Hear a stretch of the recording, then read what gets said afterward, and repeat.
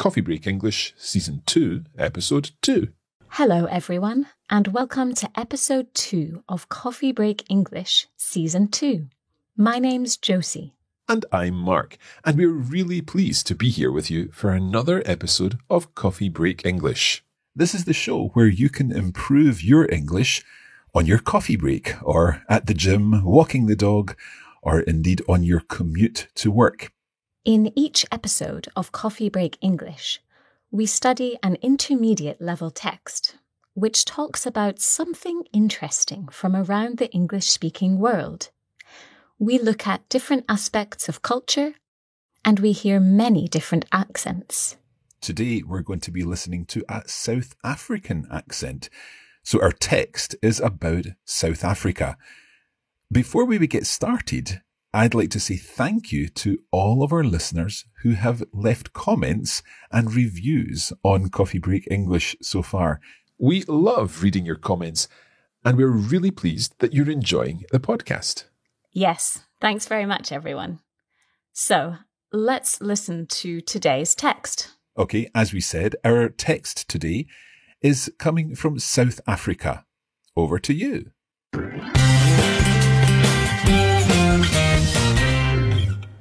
Hi everyone, my name is Rian, and I'll be your Coffee Break English South African correspondent. Today, we're traveling to Cape Town to find out more about Table Mountain. Let's begin. Table Mountain towers over Cape Town in South Africa. This huge rock plateau is over 1 kilometer tall and 3 kilometers long. On either side of Table Mountain are 2 more tall mountains, Devil's Peak and Lion's Head. The 3 mountains are important features in the Cape Town skyline, and Table Mountain in particular is one of South Africa's most iconic landmarks. Table Mountain has a unique flat top, which visitors can travel up to by cable car. Before 1929, getting to the top of the mountain was very difficult. But the cableway opened on October the 4th and has operated continuously since then. There are a lot of indigenous plants and animals on Table Mountain and in the surrounding area. For many years, people went to the mountain to see the spectacular nature, and they asked for it to be made a national park in the 1930s. In 1998, the president at the time, Nelson Mandela, decided that he agreed with this and finally opened the Cape Peninsula National Park, which was later renamed the Table Mountain National Park. From that moment on, the animals and plants inside the park were protected from danger better than before. If you go to Table Mountain National Park, there are lots of things to see and do. You can look for ostriches, rhinoceroses, and zebras. Listen to the sounds of the birds and insects. And it is one of the only places in the world where you can see a type of vegetation called fynbos. With so much to offer, Table Mountain is definitely worth a visit. Thank you. That was a very interesting text. Josie, have you ever been to South Africa? No, unfortunately, I've never been to South Africa, but I'd really like to go. It's on my list. Have you ever been, Mark? I have visited Johannesburg and Pretoria, but unfortunately I've never been to Cape Town, and I would love to go, if only to see Table Mountain. So neither of us are Table Mountain experts, so we're going to learn something too this episode. Absolutely. So let's take a closer look at this text. First of all, the language point that we're going to be focusing on today is dependent prepositions. That sounds a little bit complicated, Josie. Can you explain what dependent prepositions are? Yes, of course. So prepositions are these little words that we use all the time in any language. So words like in, on, at, to, for, etc. And here the word dependent just means that these prepositions depend on which verb you are using. Okay, that makes sense. And we'll see lots of examples of these dependent prepositions in our text. And hopefully, by the end, you'll understand exactly what dependent prepositions are. That's right. So, Mark, would you like to read the first part of this text for us? Okay. Table Mountain towers over Cape Town in South Africa. Thank you. Yes. So the first thing to notice here is this verb towers. So we know what a tower is. For example, the Eiffel Tower, the Leaning Tower of Pisa. It's a tall structure. But here we're using tower as a verb, not as a noun. So in this case, what do you think it means, Mark? Well, I think it stands beside the city of Cape Town, and from the top of this mountain, you can see all over the city, as if it were a tower. Absolutely. Let's continue. This huge rock plateau is over 1 kilometre tall and 3 kilometres long. Yes, so this word plateau, this is actually a French word that we have borrowed into English. So the word plateau just means a really big, flat rock, which is what Table Mountain is. Okay. The next interesting thing to notice here is the word kilometre. So the word kilometre can also be pronounced kilometre in American English, but you and I are British, so we say kilometre. The spelling is also different in US English. So in British English, we spell it Kilometre. But in American English, they swap the last two letters. Instead of RE, it's ER. And the same thing happens with other common words like meter, obviously, and centre. That's right. So if you talk about the city centre in British English and American English, you have to spell centre differently. In British English, CENTRE, and in American English, CENTER. It's very straightforward. Absolutely. So shall we continue? On either side of Table Mountain are two more tall mountains, Devil's Peak and Lion's Head. Good. So what I noticed here was you, Mark, you pronounce the word either, as you did. Mm-hmm. Naturally, I would pronounce this word either. Okay. And that's absolutely fine. Some people say either, some people say either. It's like the song. You say either, I say either, let's call the whole thing off. Exactly. Okay, shall we continue? Yep. The three mountains are important features in the Cape Town skyline. And Table Mountain, in particular, is one of South Africa's most iconic landmarks. Thank you. So here we have two really interesting words. We have skyline and landmark. So first of all, what is a skyline, Mark? Okay, the skyline is the outline of land and buildings which are defined against the sky. That's right. So this word skyline, it's what we call a compound noun. Mm-hmm. So that means it's two words, two nouns, sky and line, which are put together to make a new word. And the same happens with landmark. Exactly. So a landmark is basically something in a land, in a country, which is very important. It makes a mark on the land. And very often, a landmark can be recognised from a distance. It helps people establish their location. They know where they are. That's right. Absolutely. Okay, let's continue. Table Mountain has a unique flat top, which visitors can travel up to by cable car. Okay, so here we have our first example of these dependent prepositions that I was mentioning earlier. We have visitors can travel up to. So with the verb travel, we always use the preposition to. So we say, I travel to school, I travel to Scotland, I travel to the office, for example. So these are like word friends. They go together. And just like one friend depends on another friend, to depends on travel, or travel depends on to here.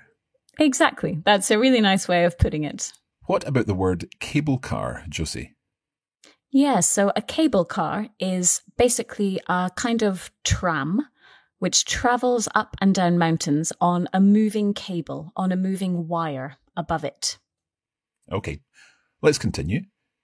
Before 1929, getting to the top of the mountain was very difficult, but the cableway opened on October the 4th and has operated continuously since then. So, this word getting, we said before 1929, getting to the top of the mountain. How can we explain the word getting here, Mark? It's tricky because get has many meanings in English. It's a very common word. In this case, it means something like arrive, arriving at the top of the mountain. That's right. And as you say, get has a lot of different meanings in English. We will see a lot of them over this series. Okay, so getting to the top of the mountain was difficult before 1929, but then it all changed. The cableway opened up on October the 4th. Okay, let's move on. There are a lot of indigenous plants and animals on Table Mountain and in the surrounding area. Yes, so this word indigenous, I'm pretty sure if you are a speaker of a Latin-based language, such as French, Italian, Spanish, or Portuguese, you will know what indigenous means. It basically means that something is native to a specific place. Okay, so these are plants and animals which are native to Table Mountain, or they only grow on Table Mountain. That's right, exactly. Let's continue. For many years, people went to the mountain to see the spectacular nature, and they asked for it to be made a national park in the 1930s.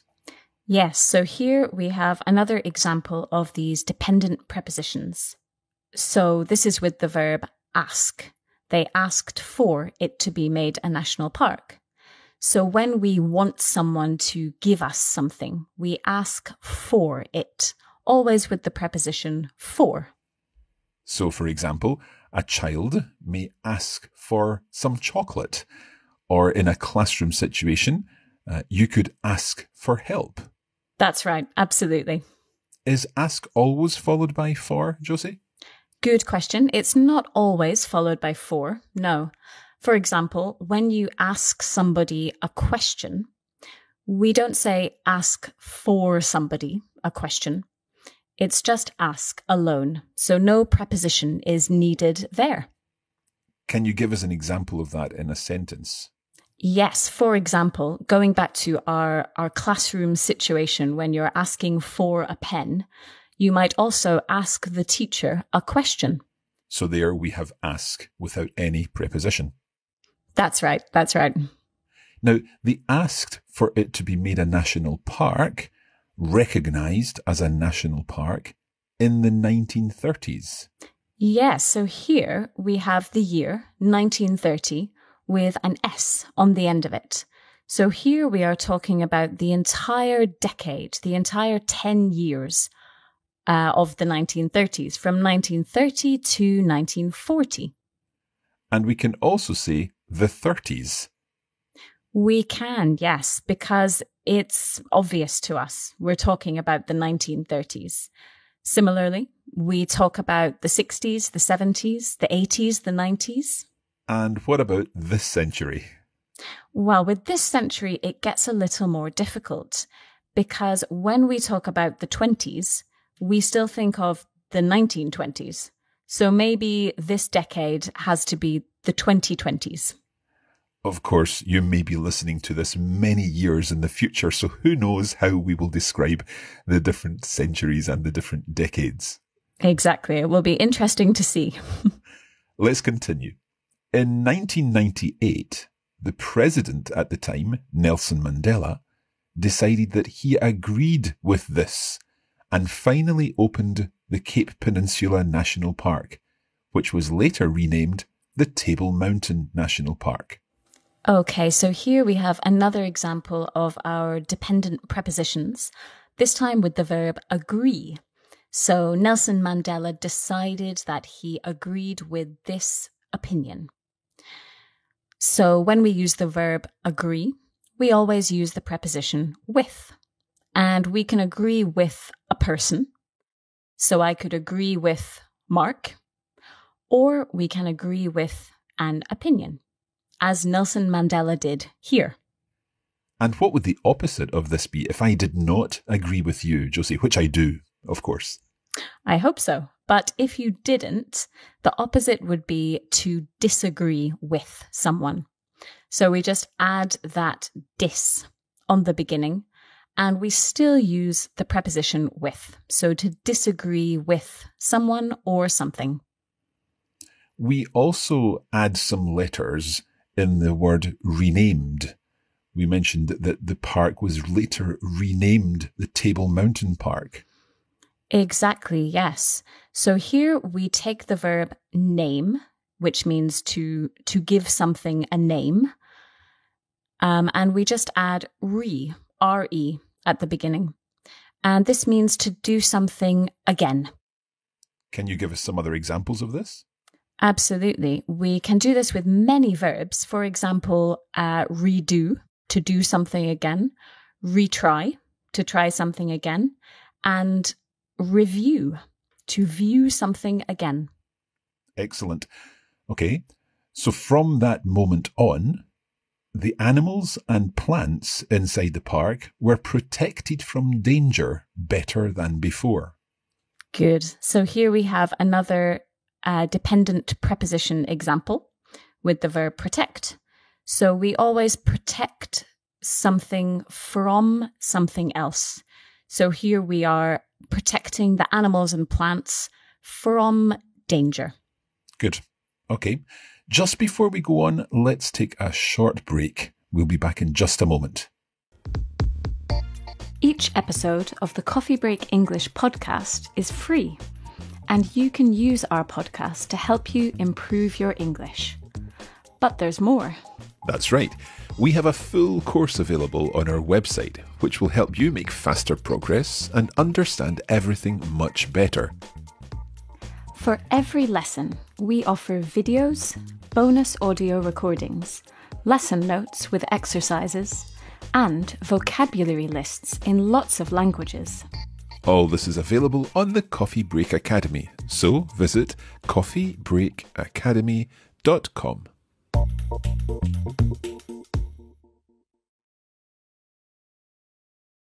Welcome back to this discussion of Table Mountain. We hope you're enjoying this episode. Let's continue with the text. Okay. If you go to Table Mountain National Park, there are lots of things to see and do. We'll pause there. Yeah, so here, another dependent preposition.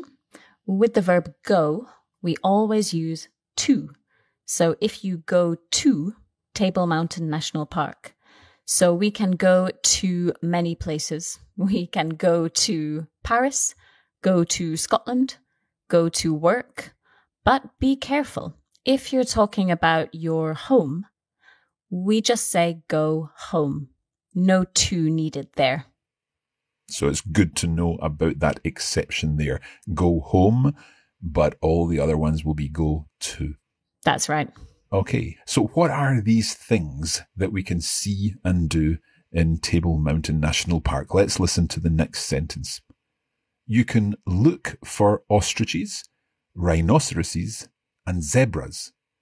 Listen to the sounds of the birds and insects, and it's one of the only places in the world where you can see a type of vegetation called fynbos. Yep, so here we have another preposition to notice. You can look for ostriches. So here, look for, it means search for, to try to find something. And we always use the preposition for in this case.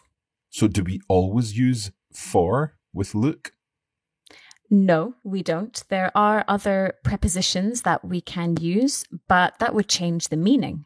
For example, if we say look at, as in I am looking at you now, Mark, that just means I can see you. It doesn't mean I'm searching for you. So look at is a little different. Indeed. Okay. So we can look for ostriches, rhinoceroses, and do you say zebra or zebra? Well, I think I say zebra. Right. But both are acceptable. They are both acceptable, yes. Most of the time, most people in Britain say zebra, and most people in the US say zebra. Okay. What else can we do in the park? Well, we can listen to the sounds of the birds and insects. So be careful here. We always say listen to. For example, listen to music or listen to the Coffee Break English podcast. Which is obviously the best thing to listen to, even if you are walking through Table Mountain National Park. Oh, of course. And then there's also a type of vegetation called fynbos. And that's actually an Afrikaans word for a very special type of vegetation that you can find in Table Mountain. Let's finish off the text. With so much to offer, Table Mountain is definitely worth a visit. Good. So in this final phrase, we have this expression, Table Mountain is definitely worth a visit. So this phrase, to be worth, comes from the word worth, which means value. So it means there is something that is valuable to see in Table Mountain. It is worth a visit. Excellent. I think it's worth listening to this text again, now that we've gone through it, and hopefully this time you'll understand much more of the text. Good idea. Table Mountain towers over Cape Town in South Africa. This huge rock plateau is over 1 kilometer tall and 3 kilometers long. On either side of Table Mountain are 2 more tall mountains, Devil's Peak and Lion's Head. The 3 mountains are important features in the Cape Town skyline, and Table Mountain in particular is one of South Africa's most iconic landmarks. Table Mountain has a unique flat top, which visitors can travel up to by cable car. Before 1929, getting to the top of the mountain was very difficult. But the cableway opened on October the 4th and has operated continuously since then. There are a lot of indigenous plants and animals on Table Mountain and in the surrounding area. For many years, people went to the mountain to see the spectacular nature, and they asked for it to be made a national park in the 1930s. In 1998, the president at the time, Nelson Mandela, decided that he agreed with this and finally opened the Cape Peninsula National Park, which was later renamed the Table Mountain National Park. From that moment on, the animals and plants inside the park were protected from danger better than before. If you go to Table Mountain National Park, there are lots of things to see and do. You can look for ostriches, rhinoceroses, and zebras. Listen to the sounds of the birds and insects. And it is one of the only places in the world where you can see a type of vegetation called fynbos. With so much to offer, Table Mountain is definitely worth a visit.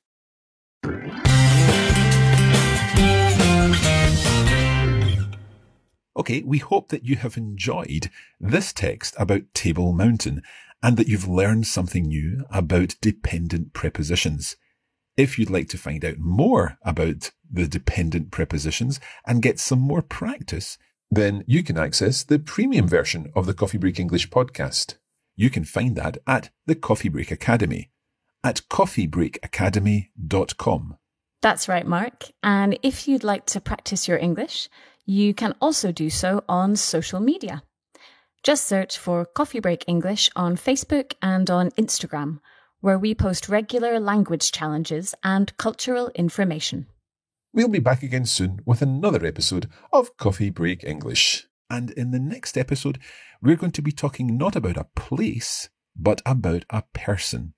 Until then, thanks for listening, and we'll see you soon. See you soon.